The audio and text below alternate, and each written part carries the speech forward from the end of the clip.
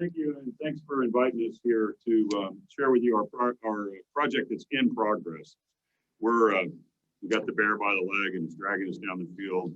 We don't have it to the ground yet, but we're getting close. So just want to say that up front. It's not like this is a retrospect of the great things we've accomplished, but we are accomplishing things along that way. So this is my partner, Mike Laddin. You want to say a few words about Sure. Mike Laddin. I've known Mr. Zeller here for 20 years probably in various capacities. My background's management consulting. Had my own firm for about 30 years. So.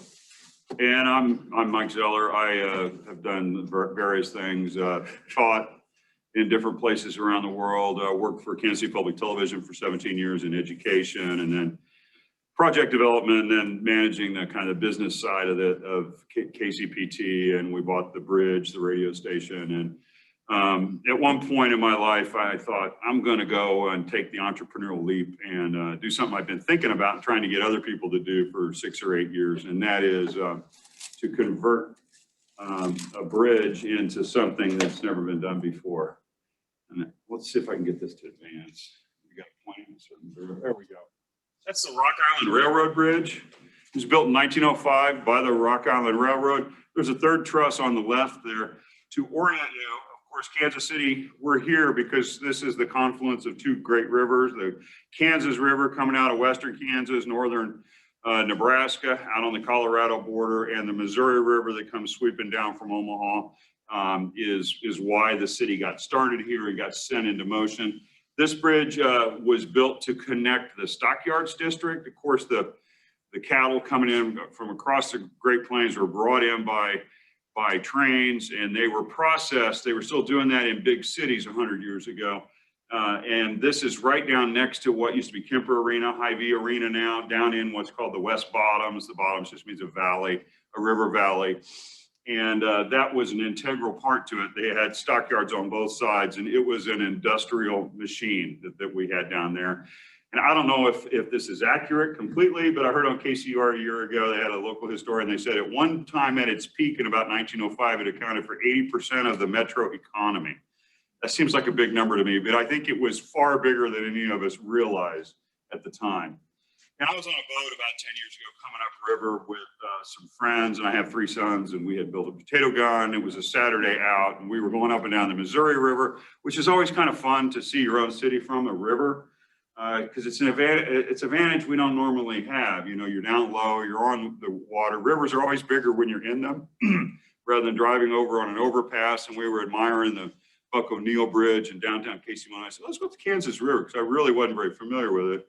And what struck me was it also was bigger than I thought. It's about 130 yards across. There's a lot of bridges across it.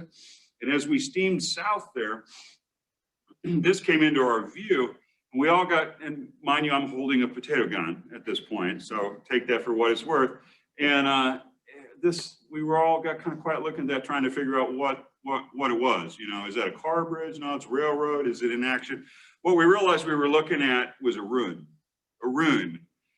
And that's a hard word for Americans to say. It's a word we don't say very often. We don't think of things in America as being a ruin, but it hadn't been used since the mid-70s. And it was probably only still there because it costs more to take it down than the scrap metal was worth.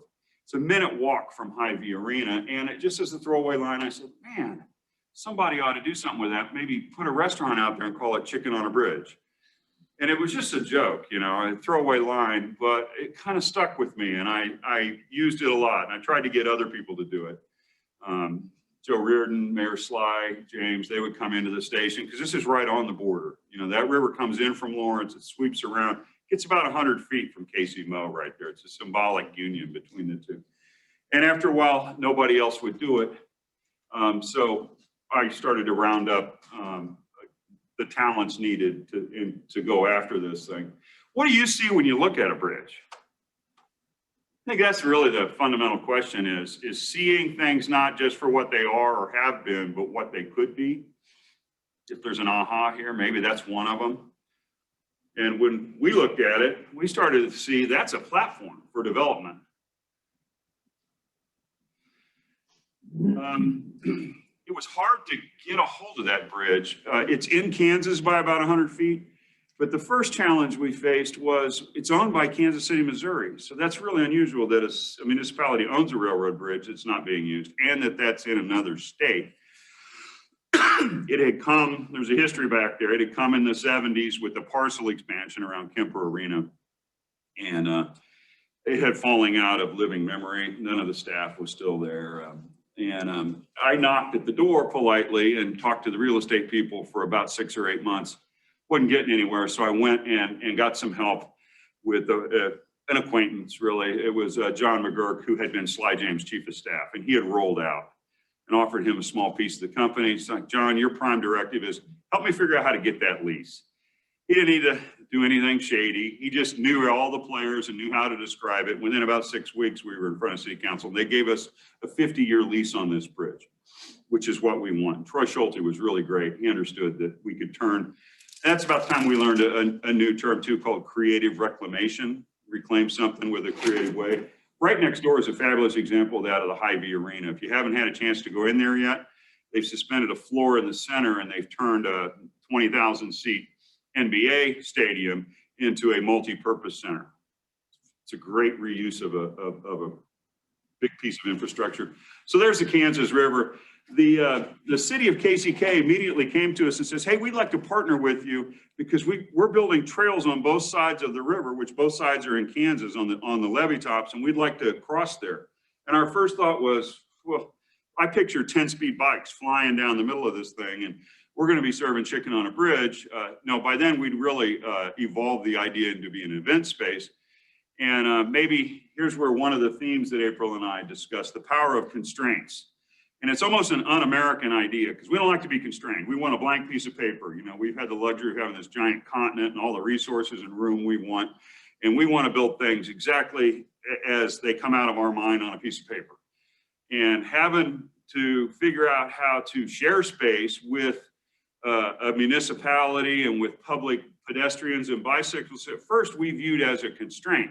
But as we started thinking about it, and this project's attracted a lot of friends, when you're fixing old railroad bridges, a lot of old railroad engineer guys kind of come out of the woodwork, and we would buy them beers and pick their brains. And one of them says, well, hell, why don't you just make more land on the side?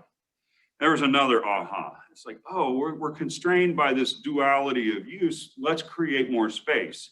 So we got a Mid-America Regional Council grant and had a local engineering firm, Trans Systems, inspect it. And they told us what we thought. It was a battleship. And they said that we could build cantilevers out on the sides 30 feet on both sides because the bridge is only about 19 feet wide.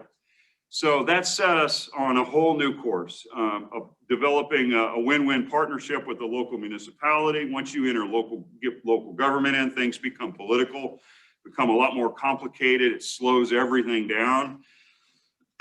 We're taking an entrepreneurial leap. I'm foregoing a lot of economic opportunity costs, and I'm working elsewhere. You know, it tested our patience at times, but it brought a lot of credibility to the project. When you're selling a bridge in the Midwest, you need credible partners. They bring leverage with the levee district, with the U.S. Army Corps of Engineers. They bring credibility with investors, and they're also bringing money. So we worked out an agreement with them, and after about a year, we had that in place, and we're ready to go forward with the mayor and the city council, or with the city manager, because this would accomplish their goals of lighting up the river. And then we got the word that some of the city council members are rightly nervous. What is this? It wasn't on their map. You know, this is a river that 130 years ago, we as a community had started to learn how to ignore. This is where we put things we didn't want. This is not the Colorado in Austin. It's not the river that's in most US cities. We got it in a different folder. But they really wanted that to happen. So that's when we had to go get a feasibility study.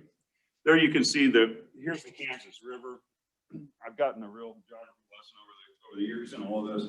So we're over here.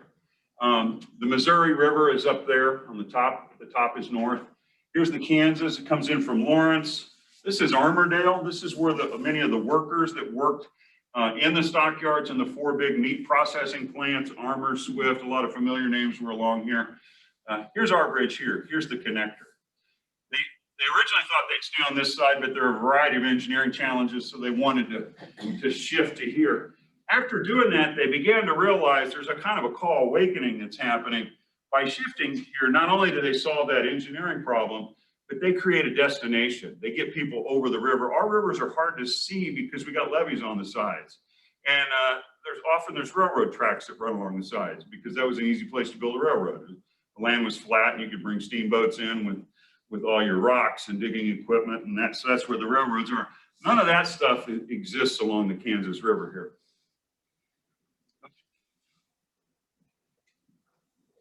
So these are just some folks riding the trails. It's really quite lovely to ride levee trails because you're up high and you can see the rivers. This is the design that we ended up with. This bridge is longer than the St. Louis Arch is tall. Each of the two original trusses from 1905 are a football field, in effect, 302 feet long. And they added this little third truss during World War I when they widened the channel. You can see here are the cantilevers. The cantilever is just steel that sticks out on the side to widen it. They come out 13 feet on both sides. There's a trailhead in the middle of the river, which is the first that we can find anywhere. That's the win that the UG wanted. By trailhead, we mean public restrooms, drinking fountain, bike ranks, the tools, all of that, plus a whole variety of private services here. It's a double deck up on top. We have a mix of private amenities. There's 2 bars, 2 big commercial kitchens, and we have letters of intent with Buffalo State Pizza, which used to be Papaquino's, and Slaps Barbecue, a KCK sensation over there on Central Avenue, and then 2 event spaces. Event spaces, as my partner Mike taught me, are the bank.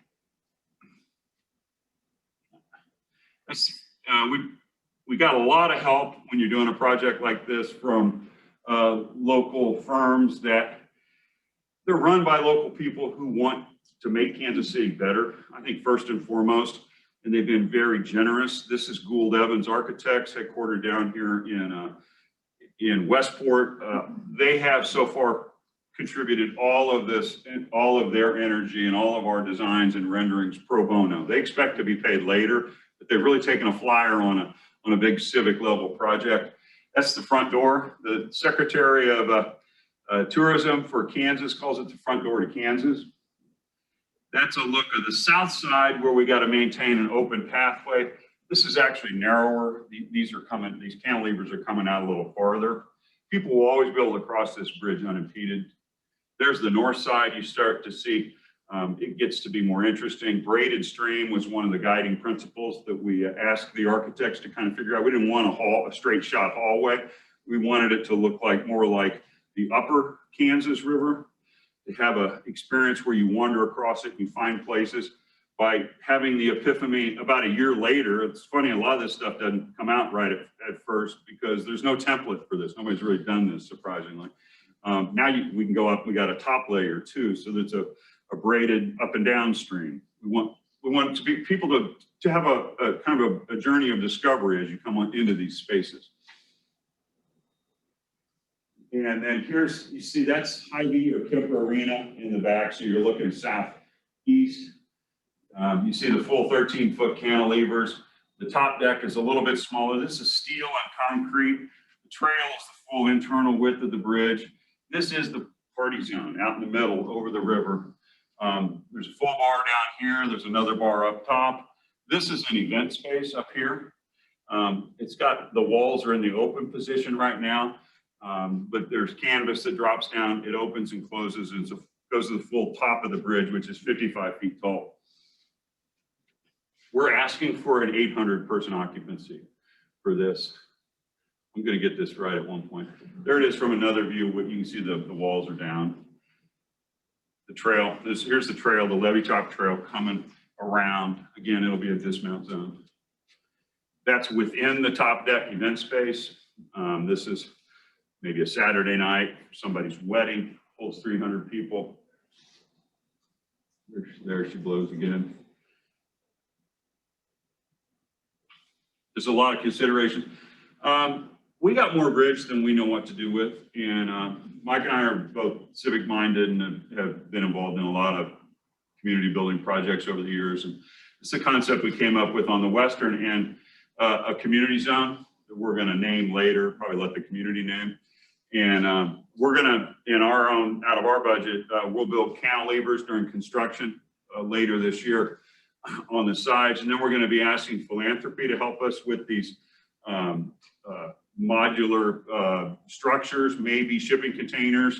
They're sprayed up nice and put big roller doors and windows and flower boxes on them. And we got a group of nonprofits whose mission is to work with kids to do things that also will activate the trail system and the river. There's a group called Friends of the River that wants to teach people how to kayak and canoe, and they got 67 brand new boats. That's great. Another group called Free Wheels for Kids. They fix up old bikes. We want to provide them a bench and a bike wrenching facility, so kids can ride their bikes in on a Saturday afternoon or all summer long, work on bikes on the bridge, and then head off together for Berkeley Park or wherever, because the trails are all linking up. You probably heard of the Green Line that's going to loop Kansas City. They want to bring it down from the west side and drop down into the bottoms and connect. All these systems of the trail are becoming more valuable as they link up with each other.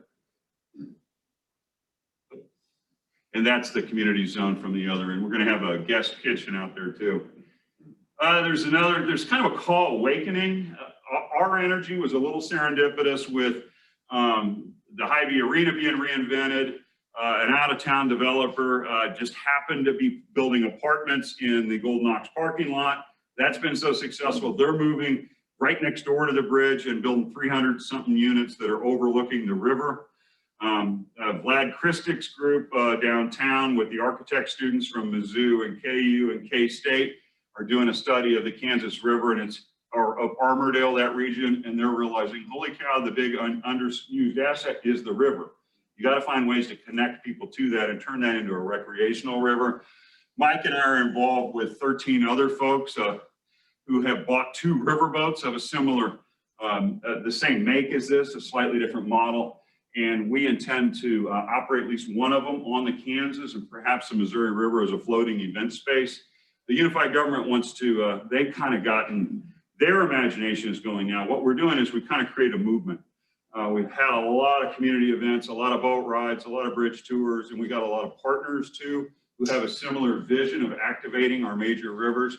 And this group bought one of these to dock at the base of the Rock Island Bridge, where the unified government intends to build an amphitheater on one side and a staircase ramp on the other, a stramp. So what's now emerging is a whole river district.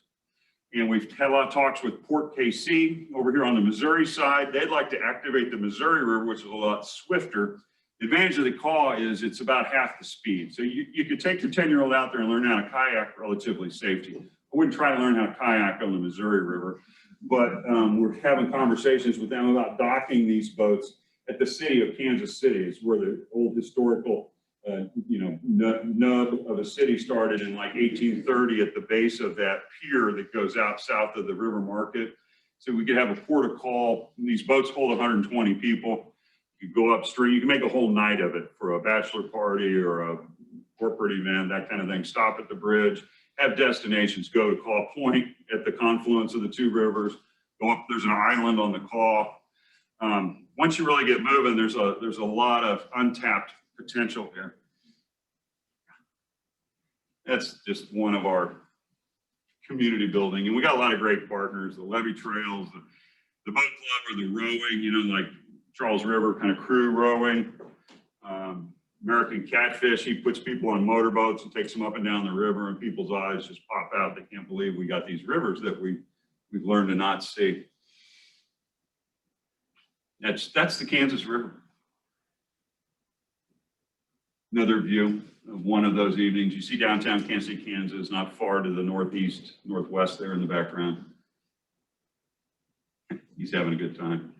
And this is Steve Fouch. He's kind of a hero of mine. He's probably done the greatest piece of creative reclamation in the city with the conversion of Kemper Arena.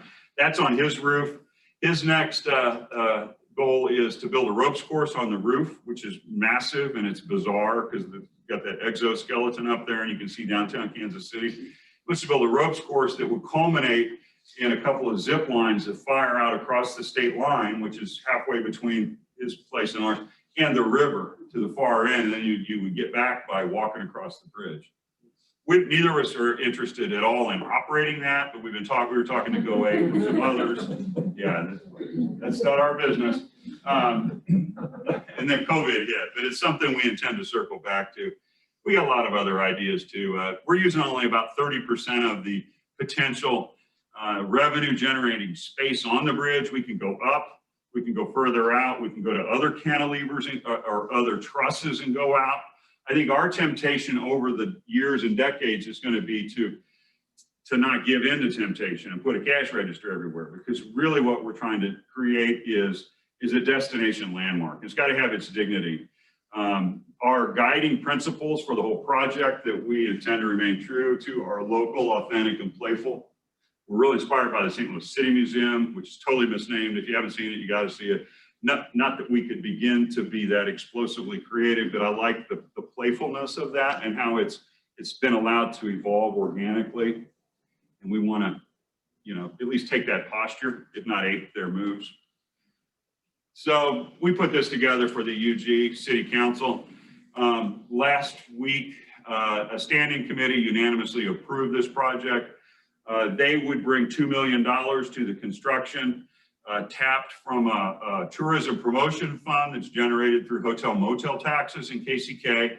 We're doing a community improvement district and a TIF on the bridge with a payback schedule of about 15 years with interest, so they get their money back. Casey Moe will transfer the bridge to KCK. They wanted to own it, which is not surprising, but I'm not totally convinced that's smart on their part. Why own a bridge if you don't have to? We didn't want to own it, you know, we wanted to rent it. But municipalities like to own the things that they're investing in, and that's fine. And they've extended our lease from 50 years. Our new lease with them will be for 66 years with a whole lot of covenants for public use. You can think of the bridge as kind of like Union Station. It's a big public space. It's animated by and ultimately paid by and maintained by revenues generated by private enterprises that are there on it. Obviously, we're reclaiming blight, getting rid of that. We're going to create quite a few jobs. I think this is a little on the pessimistic side, probably more than that. It's really the big play for Kansas City, Kansas, and for the Metro is to be a catalyst for riverfront development. You know, the old maxim, energy follows attention. What First Fridays did for the Crossroads in the late 90s, first you got to get people down there, put a glass of wine in their hand, they start looking around, stuff happens. We're going to have 300,000, 400,000, 500,000 people a year drinking a nice craft beer or a Merlot and listening to a band, eating a dinner, dancing out over the Kansas River, looking up the call and thinking about, why aren't I kayaking on that? Or what if I developed that? Or we should ride the trails. And I'm very optimistic that this is going to be that catalyst. The UG, of course, they get their money back, plus they're going to get paid in other ways too that we've negotiated. It's really a win for them as well as us. And I told you that the city council was a little twitchy, which again is totally reasonable for folks who hadn't really been a part of all this project. They wanted an independent evaluation, which cost us about 1.5 years. But in the meantime, our project got better as we got to think about it. And they put out an RFP, and a company, a national firm that runs numbers and has a design component too called HR&A out of New York. Apparently they're quite famous. They're famous for having designed the High Line in New York. And they also run numbers on projects, and they validated our revenue numbers. In fact, in our pro forma, our revenue numbers are more conservative than theirs. They said, yes, this will improve public health and well-being. There's not a lot of free places that families can go and engage with nature and exercise and just be together and walking and riding the trails and going to the bridge, and is a good thing. It drive a lot of community pride. We looked all over. El Dorado Architects led the study, the Merck study. They couldn't find anything like this in the world. The closest they could find was a coffee shop in South Korea inside of a bridge, which I think maybe qualifies as a precursor, but this, we're taking it to a whole other level. And then the final thing that the project lead on that study says, this is going to be one of the things that people think of when you say Kansas City, which for us really kind of spun our heads around, because remember, our original idea was chicken on a bridge.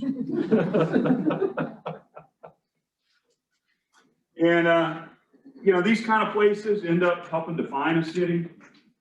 That's the Santa Monica Pier. We got Grants Park there, which I think at one time was underused. That's the St. Louis City Museum in the lower left, and the San Antonio River Walk. There's plenty of other examples around the country that are unique to those places, that are of the history, that say something about where they came, those places came from. And America's first destination landmark bridge. I'll hand it over to Mike here. Happy to answer any questions you might have or suggestions. So how many think this is a good idea? Yeah, yeah. So Mike got me involved in this. My background is management consulting. I've also been heavily involved in the startup community in Kansas City through founding a business accelerator, as well as out sitting on boards and helping companies find money, other people's OPM, other people's money. So when Mike approached me about this, it was like, yeah, I can see this is great. There's nothing else like it. So we'd start going out, when we talk about the power of constraints, we started going out and talking to people about this.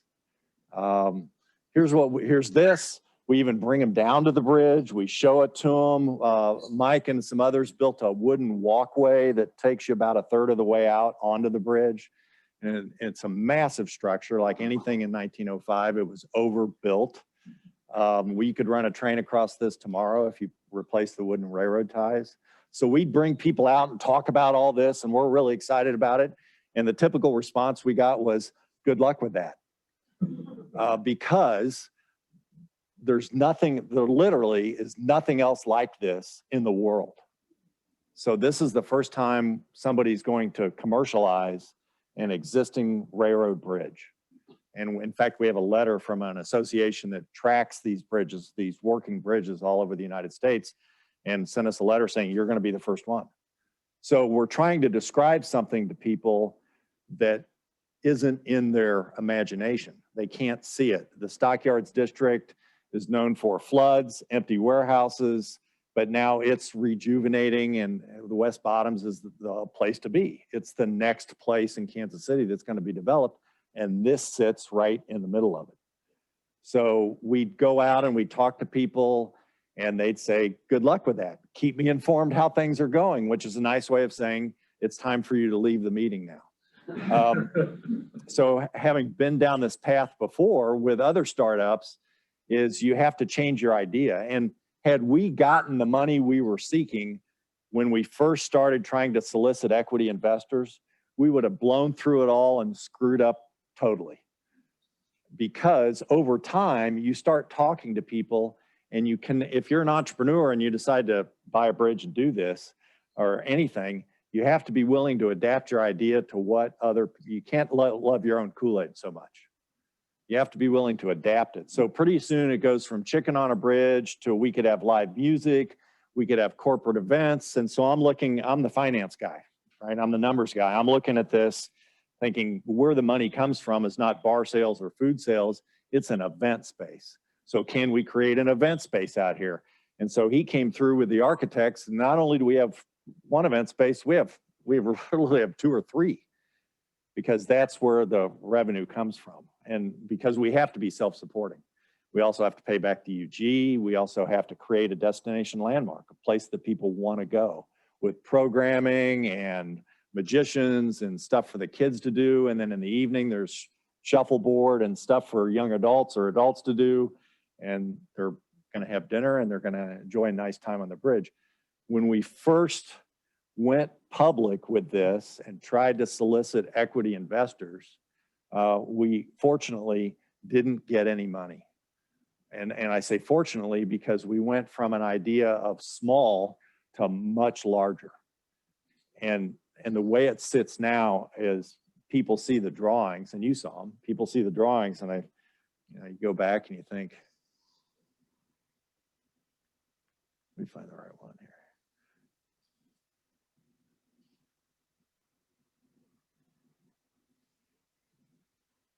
That's pretty cool. The first iterations looked nothing like this. We were thinking 200, 300, 400 people. Now we're asking for occupancy of 800 to 1,000. It's got 2 decks. It's got a curtain that you can lower and light up. When the Royals play, we'll turn on the blue lights. When the Chiefs play, we'll turn on the red lights. At Christmas, we'll turn on all the lights. My thinking, being the finance guy, is we have to drive traffic. So you come down for a beer and you think, this is really great. We should have our next company party down here. Somebody shows up for the company party and says, my son's getting married. I'm going to bring his son, future fiance. They're going to see this. So it's a circular. Or you're down there for a private event. You say, I want to bring my family down here. Families say, I want to bring my company down here. The company says, I want to do all these other things. And this provides us the ability to do those things. But we weren't anywhere close to this. So the financials behind this is the UG is putting in $2 million. And by the way, they have just been stellar to work with. They're putting in $2 million that will get repaid from a tax on everything that's sold on the bridge. We should, in fact, we generate, according to our financials that are pretty conservative, we generate more than enough to pay it off in 15 years. Realistically, it's probably closer to 10, which is great. And they make money. So they're giving us 2, but we have to raise 1.6 to access the 2. We're doing a $4 million equity raise, which really is a $6 million raise because we're getting $2 million from the UG. And that will pay for everything that you see here and give us enough capital to start up and stock the bar and do all the things that need to be done. Just on the calculations alone, on our pro forma, we generate a 15% return on equity every year. That's on average. Sometimes it's 13, sometimes it pops up to 17. But you know, in today's economy, that's pretty good, consistent ROE. So the primary reason behind that is we don't have to build a bridge. we're remodeling. We're not burdened by debt. It's a $50 million bridge. To build a 700-foot span, according to American Bridge Company, back of an envelope, $50 million. If they did build that $50 million bridge, it would be an overpass. Wouldn't be nearly as fun. There is imbued value, historic value in the design of this thing that people will enjoy as well. So we had a banker was looking at our financials and said, this thing is crazy profitable. It's ridiculous. Now, year 1, we spent off $500,000 in free cash flow. And, you know, it's like, why is it so good? Well, there's no fixed costs. Our fixed costs are way down here. It's all variable, and it's variable on traffic. And so as traffic moves, our costs increase, but not exponentially. They're flat, straight line where the revenue gets a hockey stick to it. So people talk about this. I say, we're not doing anything but remodeling. That's what we're remodeling. And don't think of it as a mall or a retail. This is a landmark. It is 1905. And the company that built it, interestingly enough, is the American Bridge Company. In 1905, built this bridge. They're still in business today, building bridges all over the world. They're based out of Pittsburgh, Pennsylvania. So that's what happens when you go over to his house for a beer. And 2 things don't go. And if you do go and the word bridge comes up, make sure it's this one and not one in Brooklyn. So that's where we are. The constraint was people didn't understand what we were talking about because they couldn't see it. It hadn't been done, so they couldn't see it. And even when we showed them drawings, much more rudimentary than this, it was like, well, how are you going to get people to come down here? Well, it's over a river. People come down to a cool thing. Well, yeah, right. They had never done it, so they couldn't imagine other people doing it. It's like anything else. When, you know, these things came out, you know, nobody could imagine a phone that didn't flip or without a keyboard. And now this is, find one with a keyboard, good luck. So nobody could imagine doing it. And that was the biggest constraint we had. But now that we have this and the UG has kind of given it the seal of approval, now we have a lot of interest, surprisingly, of people that want to be involved in this project. But it took us, how many years? 5. Took us 5 years to get to this point. So one of the things, and the idea has morphed. So if you're going to go down this path, you have to decide, are you in it for the long haul, or are you just going to give it 3 years and walk away? Which he could have easily done. I mean, Mike's been the driver behind this. And what made this successful was, I think, three things. One, the ability to be flexible and adaptable and learn things. Two, the development of partnerships all around this community that are going to benefit from having this happen. And three, and it's owed to our CEO here, is persistence. For a while, he was known as the crazy bridge guy. And I'm serious, that's how he was introduced to the meeting. Here's the crazy bridge guy. And he'd have a PowerPoint and he'd talk, and that is going away. He's not the crazy bridge guy anymore. He's a visionary entrepreneur. I think the distance between those two is about an inch in 5 years. All right, that's what I got. You guys got some questions? Yeah, first, thank you guys for taking the time to come and talk to me. This is an amazing project. I'm curious, what has been the most surprising challenge to keep this moving forward that you've had in the last 5 years? I think we all see projects and we like, you know, this is going to be a task, you know, this is going to be tough. What was something that kind of came out of left field that you weren't maybe expecting that was an impediment to keep this thing going forward? The politics of elected officials. That's his answer. Right. Mine is insurance. Okay, so we by law have to carry liability. You know, and as an LLC, we carry errors and omissions, directors and officers. That's pretty standard. Liability insurance, because it doesn't fit. It's never happened before. It doesn't fit the mold that underwriters have and all the nice algorithms they have. Oh, you're building a strip mall on an intersection that has 3,000 cars per hour. You're going to have X number of accidents and X number of falls because we've got a 100-year history documenting this. How many years history do you have of venue space over a bridge? A what? Yeah, we're thinking we're going to pay more for everything up front, and over time we can push those costs down as we shop it over time and people become familiar. Thanks for doing this. So as a downtown resident, I'm super excited about this. Super excited. The one thing, and I walk along the trail going east, the trail going west just kind of doesn't exist, or it falls apart, or it's super challenging to get across. But I'm curious, you had one of your renderings some green space on one of the sections. Is there an idea or a thought around really expanding the green space associated with the bridge, or even around it at the ground level? Because, you know, downtown we're really lacking, and there's been this aspirational thing around building over I-35, a park, but there's just not a lot of green space downtown. Yeah, well, first off, the bridge itself is a green space, and we do intend to create gardens and vertical gardens on it and hanging plants. But the unified government wants to also create a park on the Hy-Vee arena side by widening out the levee, and they're negotiating with those landowners there to maybe make it 100 feet wide, so you're up high, kind of at a right angle with the bridge. So that's something that other people are wanting also.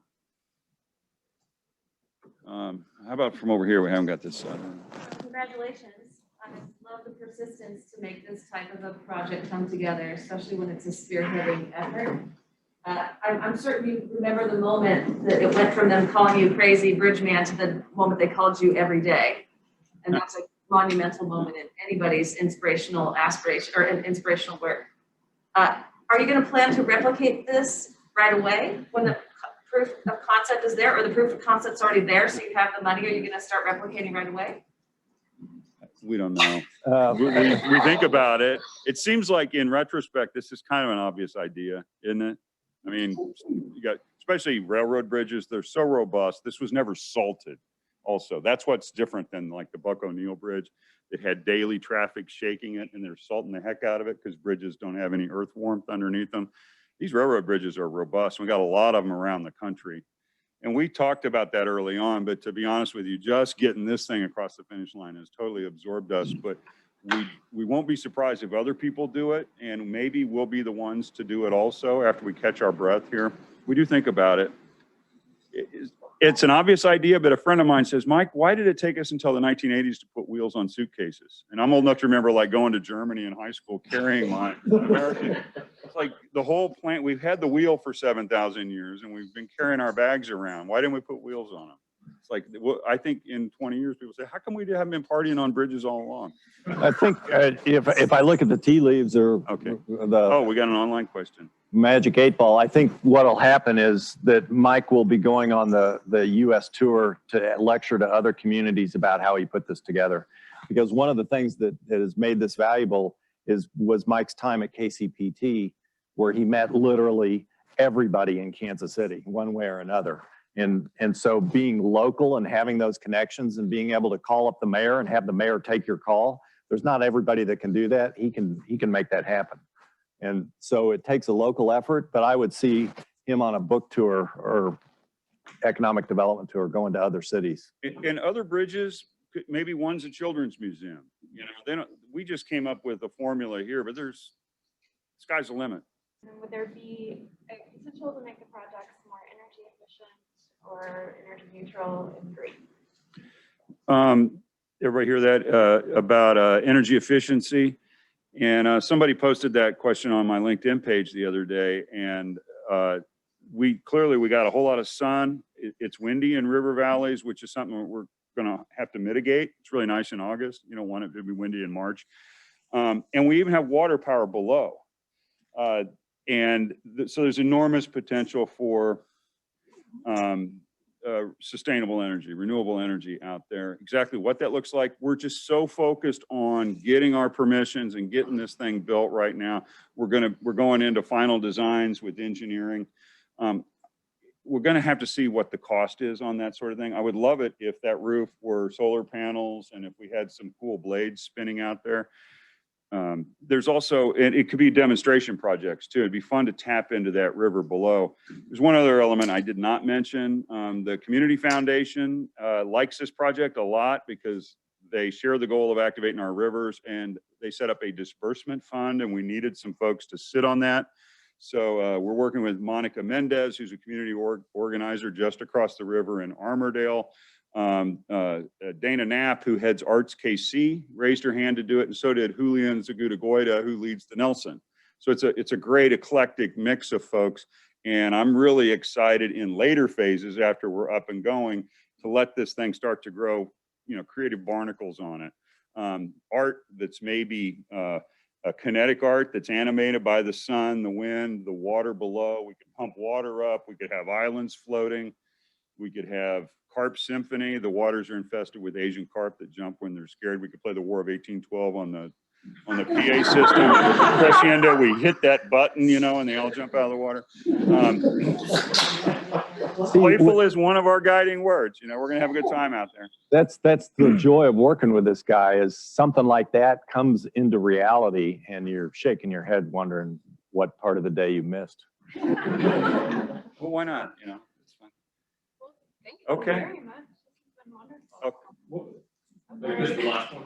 I just had one quick question. Thank you for your time, both of you, this morning. It seems kind of like a silly question, but I was curious how parking would work. Yeah. Oh, that's not a silly question. Because I live down in Overland Park, and I would love to, you know, come to something like that, but it'd be difficult to walk there. Well, it will require a little bit of walking. Fortunately, there's a lot of space down here, but unfortunately, we don't own it. We have a lease on the bridge itself and a little egress in and out where the tracks once lay. But the unified government, in anticipation of a river district with their riverfront access, you know, so you can carry your canoes and the riverboats pull up, are buying land and building a parking lot on the western side. That's not been approved, but they're vectoring toward that. And we're talking with some landowners on the east side about buying some land. We've met with the city manager about the potential to put American Royal Drive on a road diet and slow it down with some on-street parking. We're gonna have a lot of families walking back and forth between Hy-Vee Arena. You know, on the weekend, they'll have 6,000 people in there for a volleyball tournament. There's 4 hours until the next game, and you brought your 4 kids from Omaha. What are you gonna do? You're gonna walk across the street and hang out on the bridge and watch Quixotic in the rafters and get lunch. And so we got like 9 different things we're looking at for parking, including maybe doing some Friday, Saturday night leasing of other people's parking lots. You know, doing urban parking when the office workers leave, that, you know, the visitors park in their spots. Thank you. Okay, well, hey, thanks for having us.